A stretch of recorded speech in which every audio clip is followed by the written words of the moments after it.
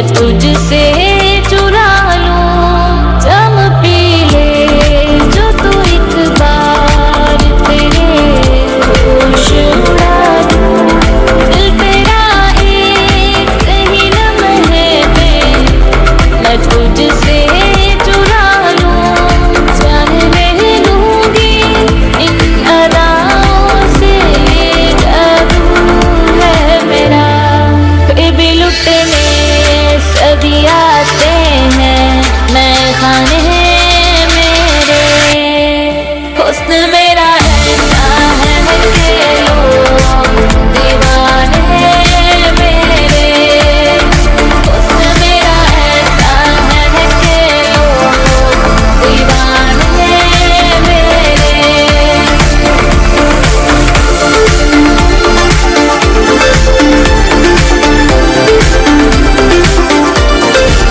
मैं मगरूर ज़माने में मेरा दौर चला है तलबगार जो भी इश्क का मेरी ओर चला है।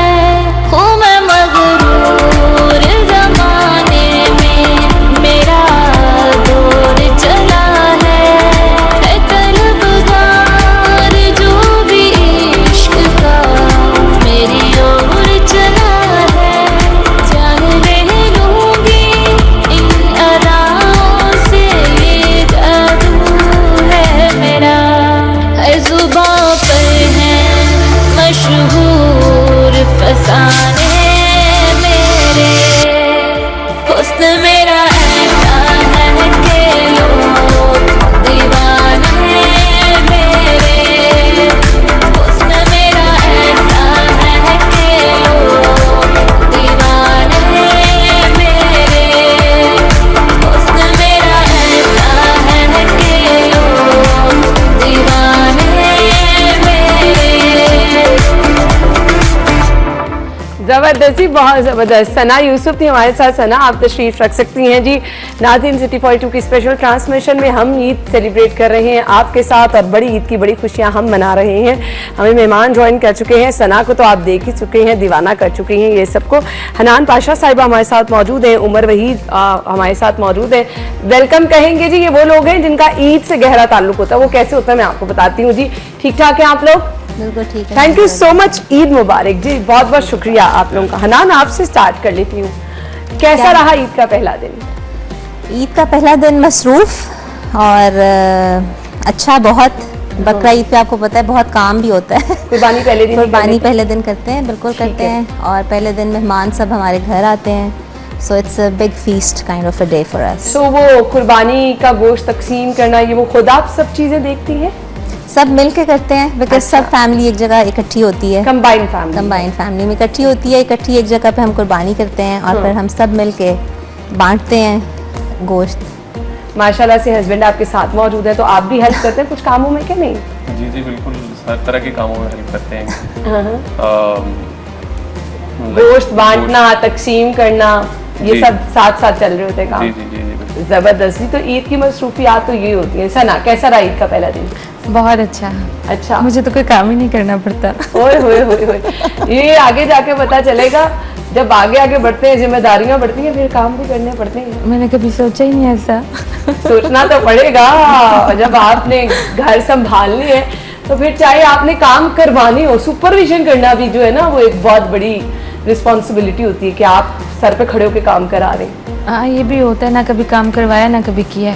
घर में सबसे छोटी हूँ ना। अच्छा अच्छा अच्छा अच्छा। चलिए जी, अभी तो आप इंजॉय कर रही हैं, लेकिन आगे जाके ये रिस्पॉन्सिबिलिटी बहुत इंजॉय करती हूँ। हाँ, इंजॉय करती हैं बहुत ज्यादा। तो बस रेस्ट करती हैं? हाँ। सही। तो आप घर में फिर लोगों सबको एंटरटेन करने के लिए गाने शाने सुना देती होंगी? बिल्कुल ऐसे ही गुनगुनाती रहती हूँ। हाँ। या अपने ड्रेस स्टिच कर लेती हूँ, जो मैंने वेयर किया ये भी मैंने खुद स्टिच किया। जबरदस्त। चलिए जी, आप तो मल्टी टैलेंटेड है, आप तो सारे काम खुद अपने Thank कर you. लेती हैं। हनान, मुझे बताइएगा ईद के ट्रेंड क्या हैं जी? आप तो ईद के दिन मसरूफ रही, आपकी तो मसरूफियात पहले भी चल रही होंगी। गर्मी बहुत है, गर्मी तो बहुत है। इसमें फैब्रिक और फिर आपने किस तरह उसको कैरी करना है, बड़ी चीजें मैटर करती हैं। बिल्कुल। क्या ट्रेंड रहा इस ईद पे? कट लाइंस में तो ट्रेंड है, शॉर्ट शर्ट्स हैं फर्शी शलवार के साथ। अब तो लॉन्ग स्ट्रेट शर्ट्स भी इस वक्त फैशन में हैं। और क्योंकि बड़ी ईद जो होती है उस पर काम बहुत होता है, तो उस पर जितना मिनिमल और हल्का फुल्का आप पहने, ब्रीदेबल हो। और फिर इतनी गर्मी में, हाँ इतनी गर्मी में, लेकिन वो ईद के हवाले से होना भी ऐसा चाहिए जोड़ा, ईद का कि वो जोड़ा लगे। ईद का जोड़ा लगे भी, लेकिन आपके लिए भी आसान हो पहनना। अब जैसे ये मैंने पहना हुआ है, it's very breathable.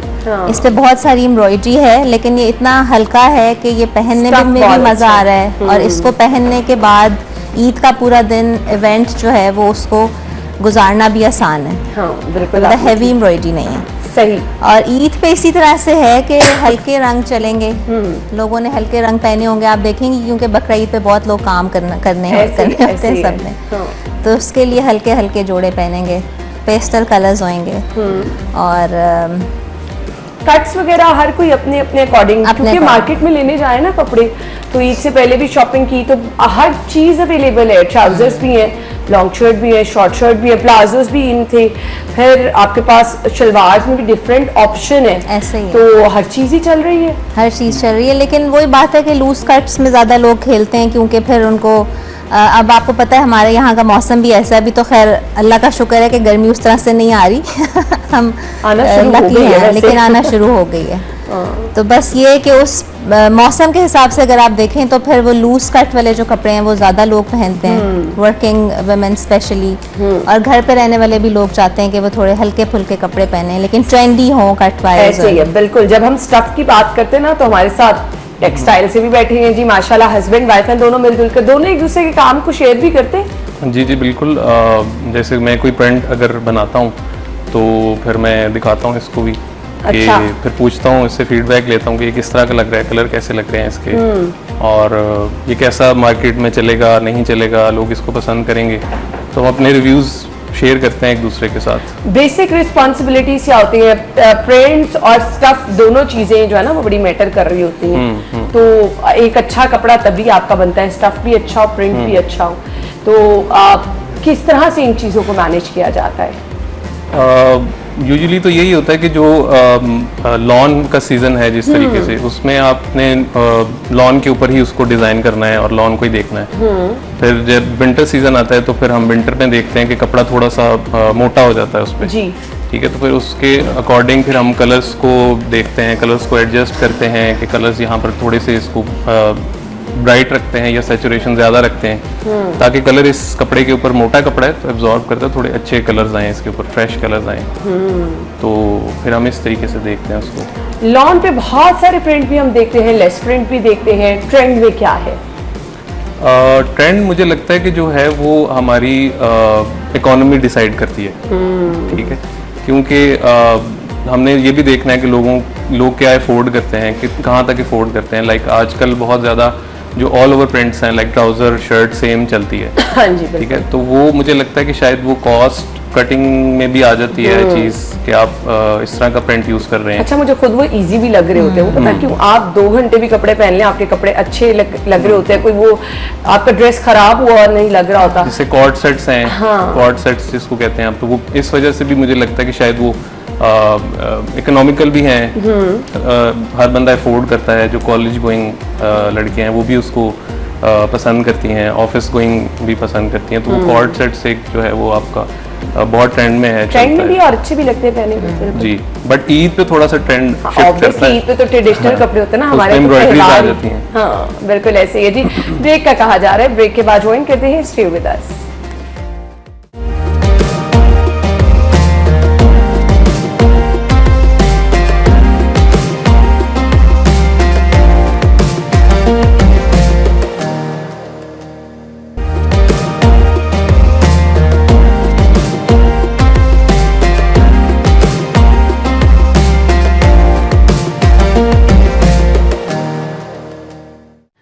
Welcome back once again. बड़ी ईद की बड़ी खुशियां हम आपके साथ में मना रहे हैं, अपने मेहमानों से आपकी मुलाकात करा रहे हैं। सना की तरफ मैं आना चाहूंगी। सना, ईद पे आपने तो कहा कि कुछ नहीं करती, बाकी घर में क्या मसरूफियात चल रही होती हैं, उनमें कुछ हेल्प कर देती हैं कि नहीं? हेल्प कर देती हूँ, बस थोड़ी बहुत। खाने पीने की शौकीन है? जी बहुत ज़्यादा। कुछ बनाना भी आता है? चाय। सिर्फ चाय बनाने आती है। अच्छा, तो खाना क्या खाती है पसंद, फरमाइश करके क्या बनवाती है? मटन चाम्प्स। अच्छा, इसके अलावा? इसके अलावा कुछ भी नहीं, बस बाबा को ही फरमाइश करती हूँ, वही बना के देते हैं। अच्छा, बाबा बनाते हैं खाना, ज़बरदस्त। चलिए जी, ये तो बड़ी अच्छी चीज़ है। तो खाना बनाने का शौक भी नहीं है? बिल्कुल भी नहीं है, वो जो है ना काटते हुए सब्जी डर लगता है। अच्छा, तो फिर शौक किस चीज़ का है? घूमने फिरने का। अच्छा, तो फिर ईद की शॉपिंग तो काफ़ी करती होंगी। आप यहाँ से अंदाज़ा लगा लें कि ये गर्मियाँ आ गई, गर्मियाँ गुजर जाएंगी, दूसरे सूट की बारी नहीं आएगी। सर्दियाँ गुजर जाएंगी, दूसरे सूट की बारी नहीं आएगी, नेक्स्ट ईयर आएगी। चले जी, यहाँ से अंदाज़ा लगा लें कि कितनी शॉपिंग करती है। वैसे शॉपिंग ना मेरे ख्याल से अब थोड़ा सा जेब पे भी भारी है। लोग तो, मैं तो वो कपड़े खरीदने जाती हूँ तो मैं परेशान हो जाती हूँ, एक जोड़ा इतना महंगा, तो फिर बजट फ्रेंडली हम कैसे कपड़े बनाएं? मुझे आज ये टिप दे दे, मेरे लिए तो बड़ा मुश्किल हो जाता है इतने कपड़े खरीदना। ऑब्वियसली ये कुछ कपड़े हमें स्पॉन्सर भी मिल जाते हैं, बट स्टिल आपने गर्मी में तो ज़रूरत होती है ना, कपड़े ज़्यादा बनाने भी होते हैं। ऑफिस अगर आना जाना हो, बहुत सारी बच्चियाँ मेरी तरह आती जाती हैं ऑफिस, तो बजट फ्रेंडली तो अब बिल्कुल काम नहीं रहा। तो हनान, आप हमें बता दें कैसे हम सस्ते और अच्छे कपड़े बना सकते हैं?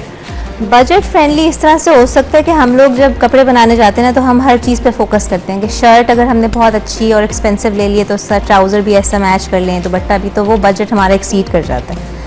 सो मैं ये सजेस्ट करूँगी कि आप किसी एक चीज़ पे फोकस करें। हाँ। आप उसको एक अच्छा अमाउंट स्पेंड करके ले लें, और बाकी चीज़ें, white trousers, black trousers you already have in your wardrobe. इसी तरह से जो दुपट्टे हैं, वो आपके पास 3-4 रंगों के ऐसे दुपट्टे होते हैं जो हर सूट के साथ चल जाते हैं। हाँ, तो adjust क्योंकि कर लेते लॉन जो है वो हमारा सबसे बड़ा सीज़न होता है पाकिस्तान का, और उसमें जाहिर है हर बंदे ने ट्रेंड के अकॉर्डिंग चलना भी है। तो वो जो चीज़ें ट्रेंड में है, जैसे क्यूलॉट्स हैं और फर्शी शलवारें हैं, तो वो आप हर रंग की वाइट और ब्लैक दोनों बनवा लें, और बस फिर आप शर्ट्स बनाएं और साथ रोज़ आप एक नया आउटफिट बनाएं और पहने। सही, Mix and आपने match अच्छी करके। सजेशन दे दी है, खास तौर पे ना जो ऑफिस गोइंग बच्चियां हैं उनके लिए, office going, even college going. College going, बिल्कुल। आजकल तो यूनिवर्सिटी भी जो जा रही हैं बच्चियां, कॉलेज में जाना होता है, तो ये आपके पास बड़ी अच्छी ऑप्शन होती है कि स्टफ जो है ना वो बड़ा मैटर करता है। आपका स्टफ होना चाहिए जो, और आजकल प्रिंट्स गायब हो जाते हैं गर्मी में, वैसे ही आप 2-3 दफ़ा, हमारा वॉशिंग मेथड भी वैसे बहुत मैटर करता है, बट स्टफ अच्छा जो है वो किस तरह से उसका अंदाज़ा लगाया जा सकता है? स्टफ आप एक तो हैंड फील से उसको आपको पता चलता है, जब आप किसी भी कपड़े को हाथ लगाते हैं तो उससे आपको पता चल जाता है। बट इसके स्टफ के साथ साथ फिर उसके ऊपर फिनिशेस जो होती हैं वो भी मल्टीपल तरह की होती हैं। लाइक फॉर एग्जांपल, आप किसी भी कपड़े को अगर आपने स्मूथ करना है, उसकी फील को स्मूथ करना है, तो उस पर आप सिलिकॉन अप्लाई करते हैं, तो उसकी लेयर होती है जिससे आपको लॉन बहुत स्मूथ दिखती है, फील आती है उसकी। तो फिनिशेस भी होते हैं। फिर इसके अलावा आप उसकी मल्टीपल प्रोसेसिंग होती है जिसके थ्रू हम कपड़े को स्मूथ कर सकते हैं और उसकी अच्छी फिनिश ले सकते हैं कपड़े की। तो इस तरीके से हम करते हैं। बिल्कुल सही। प्रिंट्स जो डल हो जाते हैं उसकी क्या वजह होती है? हमारा वॉशिंग का तरीक़ेकार ठीक नहीं होता? ये भी है जी, वॉशिंग का तरीका भी आपका सही नहीं होता, और समटाइम्स कुछ कलर ऑलरेडी लाइट होते हैं, जब आप उनको वॉश करते हैं तो वो मज़ीद हल्के हो जाते हैं। तो एज अ डिज़ाइनर मैं इस चीज़ का भी जब प्रिंट करता हूँ तो वो डिज़ाइन करता हूँ तो हम मतलब ध्यान रखते हैं कि 3, 4, 5 वॉशेस के बाद ये क्या बन जाएगा, प्रिंट कितना लाइट हो जाएगा। सही। तो कस्टमर जाहिर है जो पैसे खर्च रहा है तो उसने इस चीज़ को देखना है कि मेरा चले, और इसमें ब्रांड का नाम भी होता है, उसकी एक आइडेंटिटी जो है बिल्कुल वो खराब हो जाता है। खराब हो जाता है। फैब्रिक आपका कितना मैटर करता है? क्योंकि कुछ लोग फैब्रिक पे कॉम्प्रोमाइज कर लेते हैं, तो फैब्रिक अच्छा होना चाहिए कि ऊपर डिजाइन अच्छे होने चाहिए? अच्छा, इसमें 2 तरह की चीज़ें हैं। अगर तो आपने फेस्टिव की तरफ जाना है, जैसे आपने किसी ओकेजन के लिए बनाना है, तो उसमें लोग कपड़े को थोड़ा सा कॉम्प्रोमाइज़ कर लेते हैं, बिकॉज उसमें लुक ज़्यादा मैटर करती है। बिल्कुल। तो उसमें कपड़े को थोड़ा सा कॉम्प्रोमाइज़ करके उसके ऊपर काम इस तरह का कर लिया जाए जो उस इवेंट के हिसाब से हमारा चल जाए। लेकिन जो डेली वेयर है उसमें आई थिंक मटेरियल मैटर करता है। तो उसमें आपने मटेरियल ही अच्छा लेना है, बिकॉज वो आपने डेली एक तो पहनना है, फिर आपने लॉन्ग वर्किंग आवर्स के लिए पहनना है, तो the material should be very light and वो बहुत अच्छा होना चाहिए ताकि आप रिलैक्स भी फील करें। Yes. माशाल्लाह से डिजाइनर्स के साथ साथ हमारे साथ सिंगर हैं, लेकिन ये कपड़े भी सी लेती हैं। कहाँ से सीखा आपने? मामा से। अच्छा, तो कितना टाइम लगा सीखने में? बिल्कुल भी नहीं सीखा, देख देख के। अच्छा, सीखा नहीं, बस देख के ही। कटिंग भी कर लेती हैं कपड़ों की? कटिंग भी कर लेती हूँ, सिर्फ अपने आते हैं, किसी के नहीं आते। अच्छा, सिर्फ अपने शौक है ना ड्रेसिंग करने का। मुझे जूतों का, ड्रेसेस का और ज्वेलरी का बहुत शौक है। अच्छा, तो और अच्छे खासे वार्डरोब में यानी कपड़े हैं आप? अल्हम्दुलिल्लाह। और सारे कपड़े अपने खुद स्टिच करती हैं? नहीं, कुछ रेडीमेड भी होते हैं, कुछ खुद भी, कुछ सिस्टर इन लॉ है उससे करवाती हूँ। स्टिच? जी। सही सही। तो मुझे बता दें हनान, स्टिचिंग कितनी मैटर करती है? क्योंकि हम लोग ना अक्सर कहते हैं फैब्रिक अच्छा ले लिया, डिज़ाइन अच्छा कर लिया, वो स्टिच नहीं अच्छा होता तो आपका जोड़ा नहीं अच्छा लग रहा होता। तो स्टिचिंग कितनी मैटर करती है? स्टिचिंग बिल्कुल बहुत मैटर करती है, क्योंकि वो वही वाली बात हो जाती है कि आप जब आप खाना बना रहे होते हैं, हाँ। तो ईद पे जैसे हम खाना बनाते हैं तो हम उसकी शक्ल बहुत अच्छी बना लें, और उसमें अगर कोई नमक हल्का फुल्का कम रह गया या मिर्च कम रह गई तो वो कवर हो जाता है। बिल्कुल ऐसे तो ही बिल्कुल है। ऐसे ही स्टिचिंग का भी होता है कि आप उसको, आपने अगर एक अच्छा एक्सपेंसिव जोड़ा लिया है तो उसके लिए आप फिर एक अच्छे दर्जी के पास भी जाएं। जाहिर बात है, ताकि जब वो इतना आपकी- महंगा जोड़ा खरीदने के बाद आपके जोड़े की शक्ल ही नहीं अच्छी लगेगी तो क्या फायदा हुआ? Exactly. ब्रेक ले लीजिए, ब्रेक के बाद आते हैं, हमारे साथ रहिए।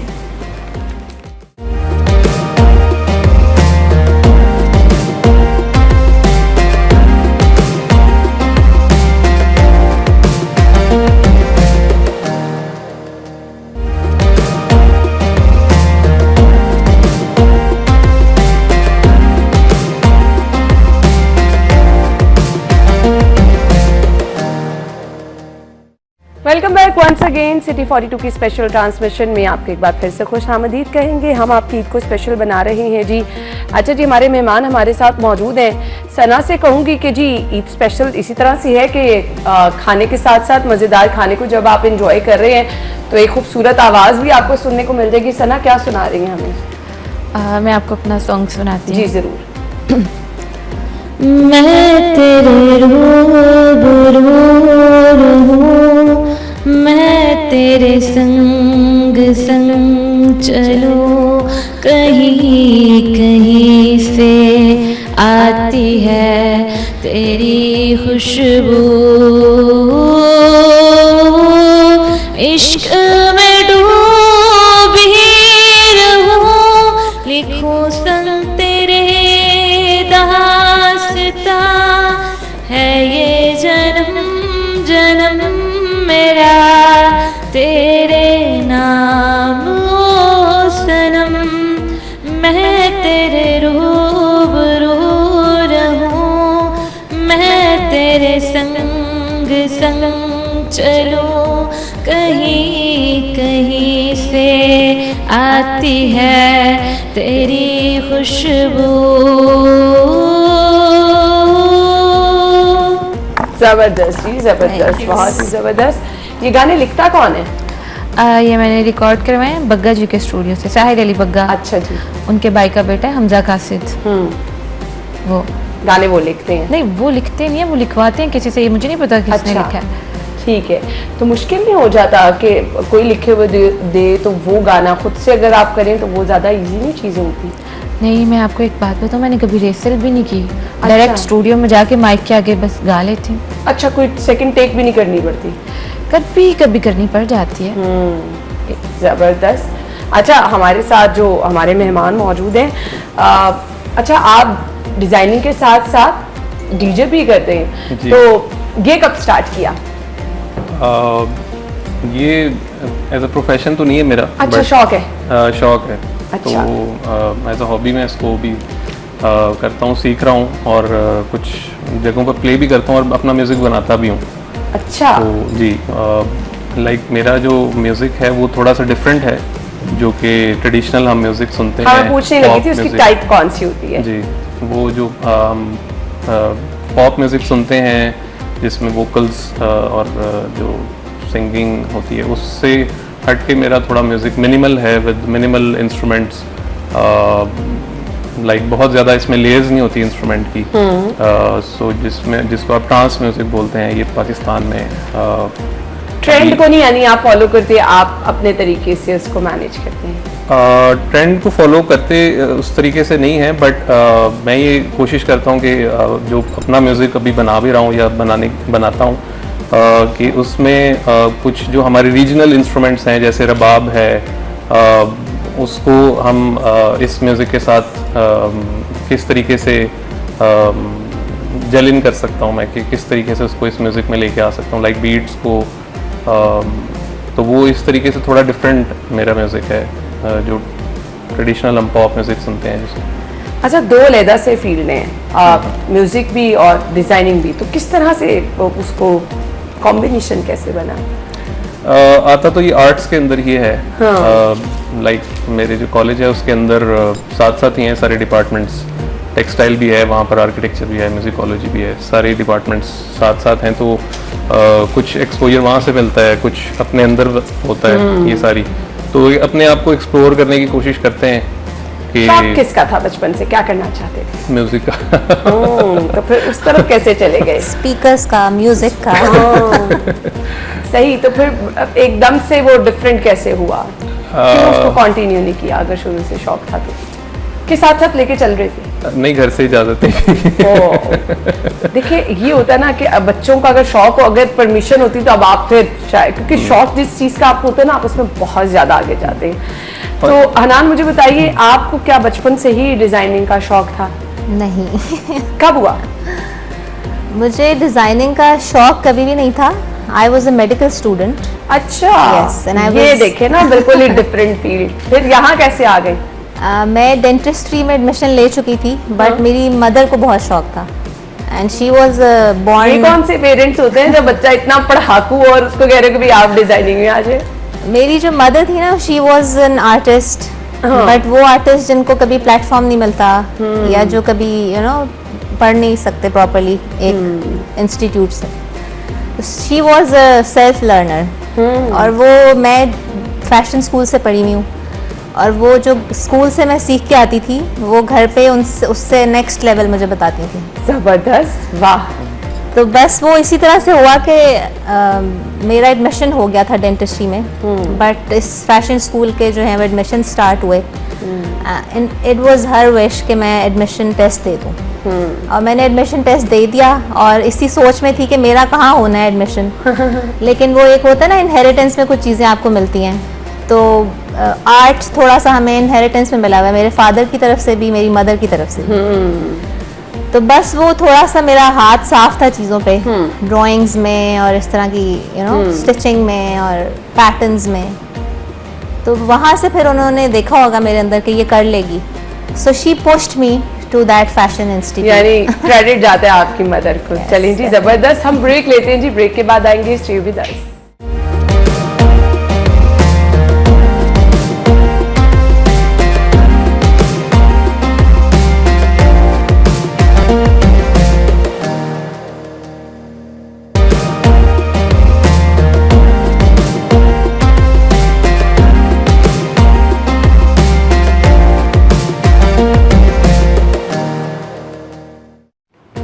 Welcome back once again. हम गुफ्तगू का सिलसिला आगे बढ़ाएंगे, अपने मेहमानों की तरफ चलेंगे। अच्छा जी, हमने गोश्त बांटने की बात की, ईद की बात की, तो हम अपने मेहमानों से पूछ लेते हैं, आपका गोश्त बांटना जो होता है वो किस तरह होता है? किस तरह से रिश्तेदारों में, बाहर, किस तरह तकसीम किस तरह करती हैं?